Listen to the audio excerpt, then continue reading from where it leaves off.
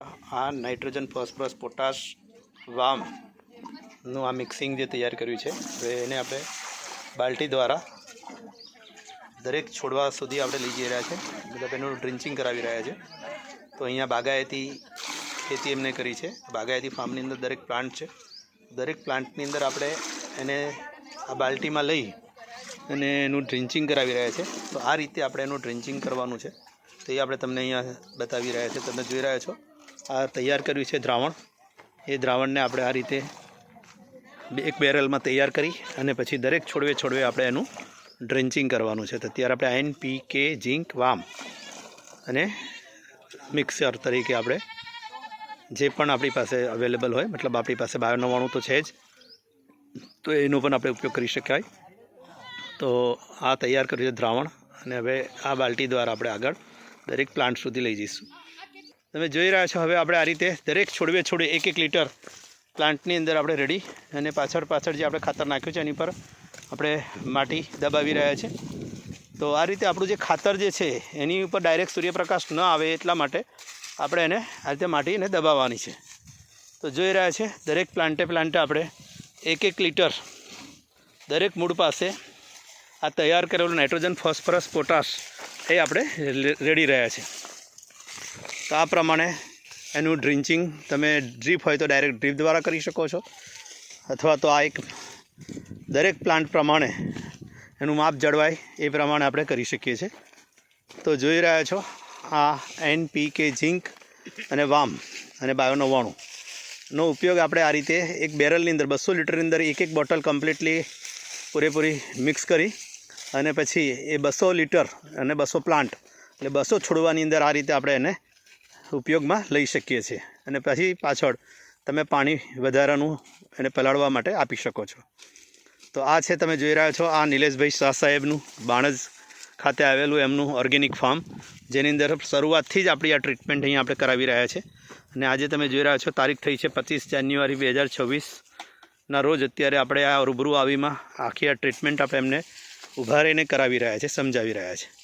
તો આ રીતે આપણે આપણી ઓર્ગેનિક પ્રોડક્ટ 100% રિઝલ્ટવાળી છે, પરંતુ એની સાથે રહીને આપણે એનું ટોટલ માર્ગદર્શન આપણે ઊભા રહીને આપ્યું હશે તો એ પ્રોપર આગળ આ જ રીતે વાપરી શકશે અને આપણે એના જે સારા પરિણામ આપણે મેળવી શકીશું.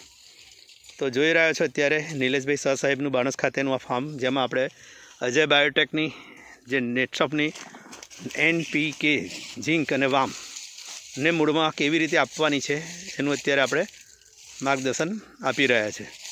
તો આ રીતે એનું પ્રોપર જે છોડવે હવે આપણે એમને એડવાઇસ કરી છે કે આ પ્લાન્ટ મોટા થઈ ચૂક્યા છે, તો હવે આ ક્યારી જે છે એ નાની છે, તો એનો જે પ્લાન્ટનો ઘેરાવો છે, કોઈ પણ ઝાડ હોય એના જે ઘેરાવો છે એ ઘેરાવો પ્રમાણે એનો ક્યારો બનાવવો જરૂરી છે. તો હવે નેક્સ્ટ વિઝિટમાં હવે આપણે આંતરખેડ ન કરતાં આ ક્યારાને મોટા બનાવડાવીશું અને આ પ્રમાણે એને મૂળ સુધી, કારણ કે એના જ્યાં સુધી ઘેરાવો છે ત્યાં સુધી એના મૂળ ફેલાયેલા છે, તો એ મૂળને નુકસાન ન જાય એટલા માટે વચ્ચે કોઈ આંતરખેડ ન કરતાં હવે એની ક્યારી પર જ આપણે કામ કરીશું. અને અત્યારે તમે જોઈ રહ્યા છો આજની તારીખે આ છે આ પ્લાન્ટની અંદર જે મોર આવ્યો છે, તો મોર ઉપર આપણે સ્ટીમરીચ બાયો-99 અને ઇન્સેક્ટિસાઇડનો આપણે સ્પ્રે કરાવી રહ્યા છે. તો એ પણ રેગ્યુલર ટ્રીટમેન્ટ ચાલુ છે. તો અત્યારે તમે જોઈ રહ્યા છો ફાર્મની અંદર આપણી આ ટ્રીટમેન્ટ. તો આ પ્રમાણે તમને બંને વસ્તુ ખાતર કેવી રીતે ઉપયોગ કરવાનો છે એનો પણ ઉપયોગ બતાવ્યો અને સાથે આપણું બાયો ફર્ટિલાઇઝર છે નાઇટ્રોજન ફોસ્ફરસ પોટાશ ઝીંક અને વામ ને આપણે કેવી રીતે ઉપયોગ કરવાનો છે એ પણ તમને અહીંયા પ્રેક્ટિકલ માર્ગદર્શન આપણે આપી રહ્યા છે. તો આ રીતે ખેડૂત મિત્રો 100% ઓર્ગેનિક શક્ય છે, પરંતુ એની પ્રોપર સમજણ અને પ્રોપર પ્રોડક્ટ માર્કેટની અંદર સર્ટિફાઈડ પ્રોડક્ટ જે આપણે ખાતરીપૂર્વકની લેવી જરૂરી છે ઉપયોગમાં, તો 100% આપણે ઓર્ગેનિક શક્ય છે. તો આપણે આ ફાર્મ પૂરેપૂરું ઓર્ગેનિક ફાર્મ તૈયાર કર્યું છે, જ્યાં અલગ મલ્ટિપલ ક્રોપ સામે લીધા છે. તો આપણે સમય આવી નાના વિડીયો આ ચેનલની અંદર આપણે અપલોડ કરીએ છીએ. તો દરેક મિત્રોને નમ્ર વિનંતી છે કે આ વિડીયો તમે જોઈ રહ્યા છો તો આ ચેનલને સબસ્ક્રાઈબ કરો, અને જેથી તમને વારે તમને આ વિડીયો તમારા યુટ્યુબ પર તમને જોવા મળી શકે. તો આ પ્રમાણે આપણે આ ટ્રીટમેન્ટ કરી રહ્યા છે. તમને અહીંયા જોઈ રહ્યા છો આ પાયામાં આપણે APMC માર્કેટ સયાજીપુરાનું ઓર્ગેનિક 100% મેન્યોર ફર્ટિલાઇઝર એ આપણે પાયામાં ઉપયોગ કરાવ્યો છે. અને આ રીતે જો આપણે ટ્રીટમેન્ટ કરશું તો આપણે સારા રિઝલ્ટ મેળવી શકીશું. Okay, thank you so much.